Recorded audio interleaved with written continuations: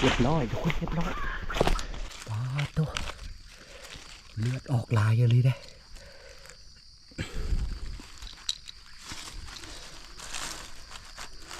เบิ่งบอลเฮายิ่งทุกคนเลือดออกไปลายนึงยังบ่อยู่นะแลนไปเฉยแลนไปขึ้นกุ๊กใหม่เลือดวานซะเลยนี่กะ2 ตัวแล้ว2 แต้ม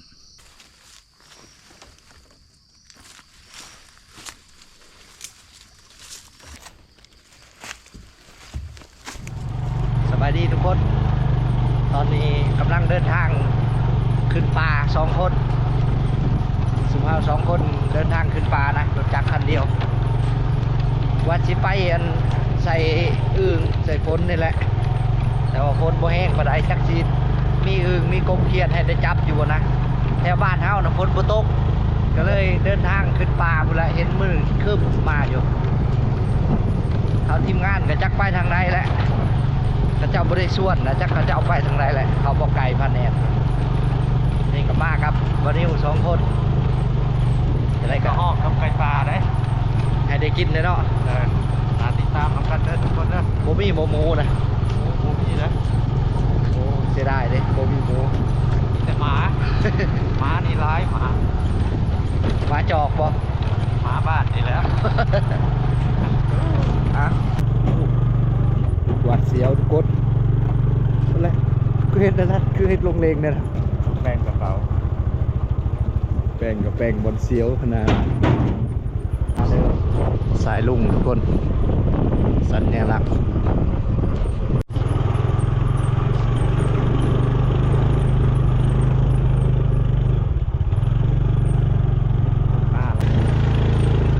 จุดคำแล้วทุกคนเอ้ยไปหอดจุดหมายมานี่เริ่มมืดเลยเข้าในป่าในดง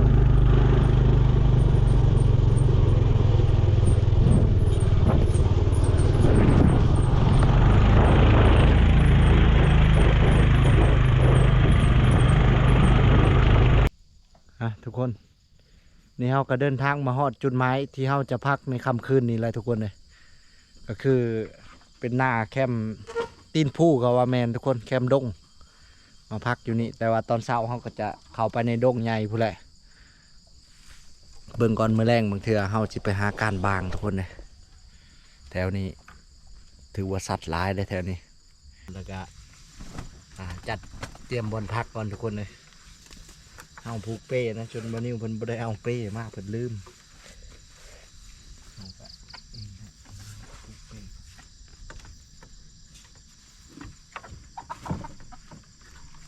นี่คือพวกนี้ไปนี่ทุกคน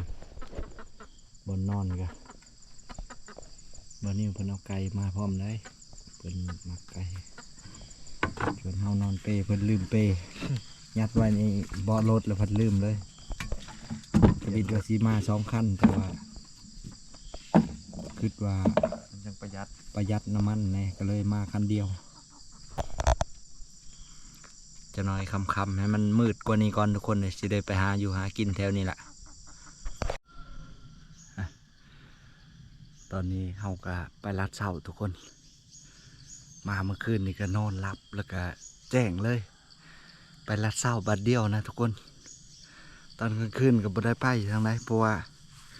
บอลเฮามาเนี่ยฝนบ่ตกซ้ำสิไปการก็บ่ได้ไปนะแต่ว่าไปตอนเช้าเอาทุกคนไปเบิ่งน้ำกันไปหาอยู่หากินน้ำกันนะการออกอยู่หากินอยู่ในป่ามันก็มีมือหมานมือบ่หมานอะไรทุกคนไปเบิ่งน้ำกันได้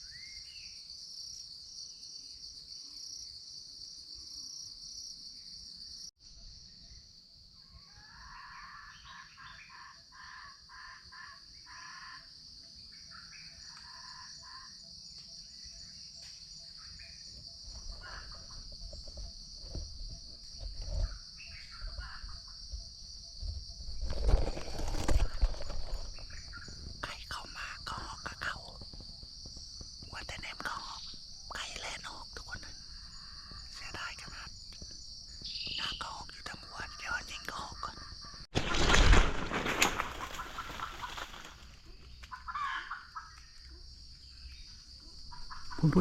ขึ้นแล้วทุกคนขึ้นแล้วเดี๋ยวไปเอาตัวซ้ำก่อนต่อยขึ้นคงไม่เฉยถือขาหลังมันเรียบร้อยทุกคนเรียบร้อยนี่เรียบร้อย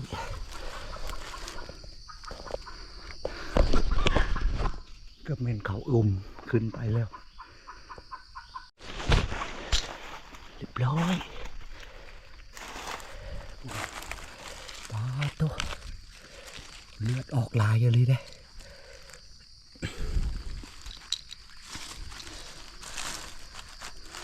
เบิ่งบอลเฮายิ่งทุกคนเลือดออกไปลายนึงยังบ่อยู่นะแลนไปเฉยแลนไปขึ้นกงใหม่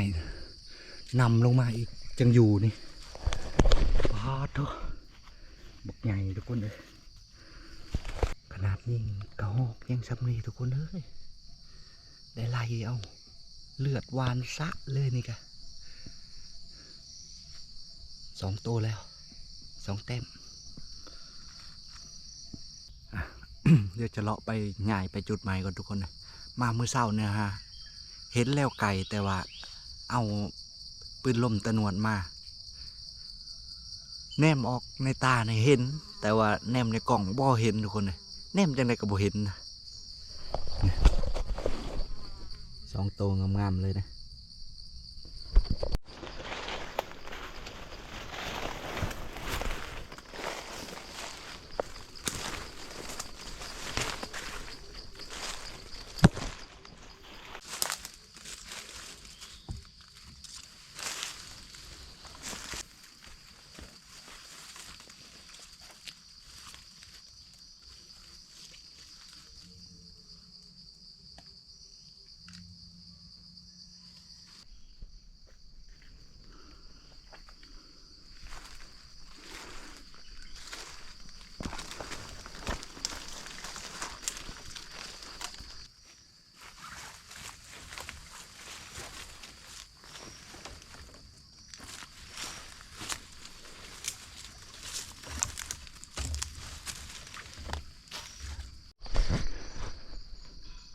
หมักไฟทุกคนสุกเต็มต้นเลยสุกเต็มต้นเลยโอ้คักเลยเบิ่งเอามาชิมมันก็สัตว์ได้มากินสัตว์ได้กินเต็มหมดเลยเดี๋ยวจะเอาชิมมันก็ต่อยลงมาจากหมาก2 หมากมันยังบ่สุกคักชิมเบิ่งว่าสิหวานอยู่บ่นะกันหวานนี่ไม้ตามาเอาเลยมันนะ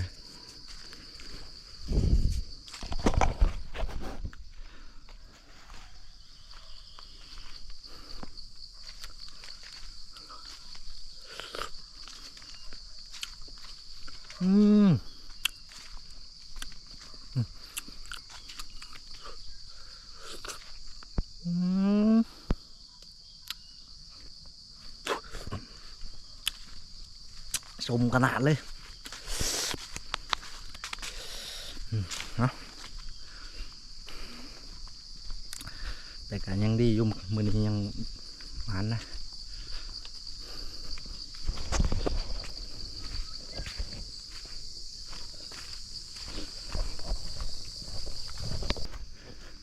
แบบนี้ผมคือชิมาแล้วทุกคนเลยเพิ่นเอาไก่ไปต่อได้จักมานบ่มานเนี่ยแต่ว่าเพิ่นมาแต่ละเทือนี่มานได้ไก่เป็นเมื่อก่อนนี่เพิ่นได้4 โตบักใหญ่เลย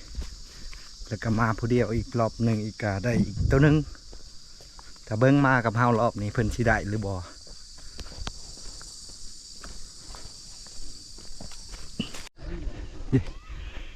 ผู้นกเรืองห้องเซลอยู่ทุกคนเราสบายดีพ่อเฒ่าฮะพอได้กินนั่นโอ้เจ้าได้ป่าเสื้อมองใส่มองบ่หาโมเห็นขึ้นเนี่ยเราใส่แล้วเช็คตัว2นี่ดาบได้มือ พลาดคอยว่าจะได้ พลาด พวกกันเนี่ย พลาดในไหน โอเคให้เจ้าได้คลิปงามๆแล้วจักผู้ใดมาเปิด MP3 อยู่ไกลๆนะ ไกลไปหาเขา บ่ไก่มันก็เข้าแล้วคอยย่านเขามันยิงไก่เขาก็เลยออกไปใส่ไก่กำลัง เข้ามาหาไกล ได้คลิปอยุไก่อะแต่ว่ามันบ่ได้ไก่แหละ เข้ามาแล้วคอยก็ เอาเบิ่ง ทั้งทิ้วปากทั้งใส่ ทั้งไอ ไก่ที่หนึ่งโปรโปก แข่งได้ปะ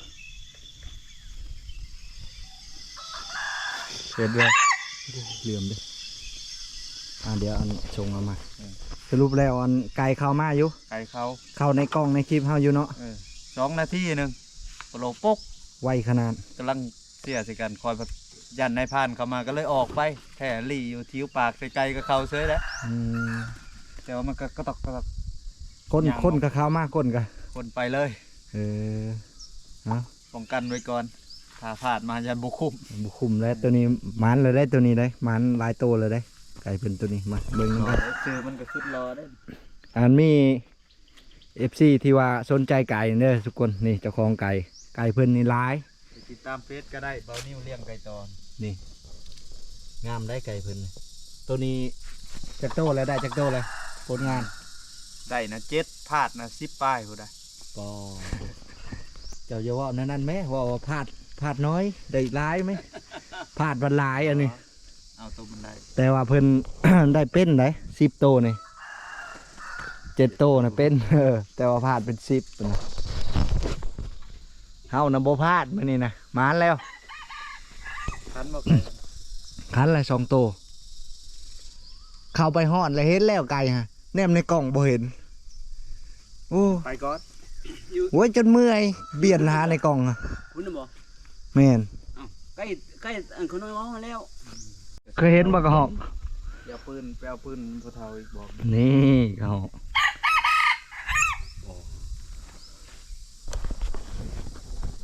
ว่าสิเอาให้ได้จาก3 โตพอได้ปั่นปะเทาบ่ได้บ่เข้าบัดนี้มันชวายแล้วไก่ก็เข้าต่อมาไก่ได้น้อยนะลื่นกับปั่นนะ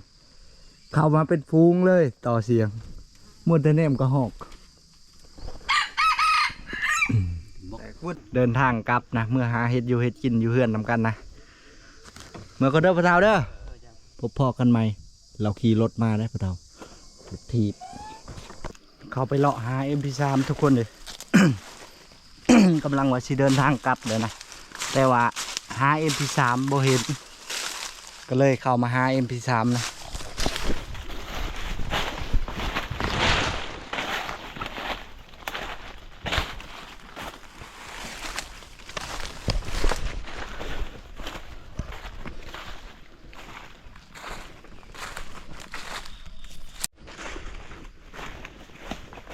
โอ้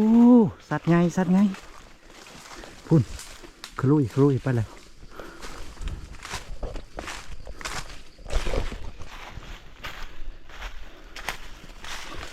หวังว่าจะเห็นอยู่นะทุกคนเดี๋ยวเฮาก็เลาะทางเก่าเฮามาแล้วนี่ทุกคน เจอแล้วนะ โอ้ย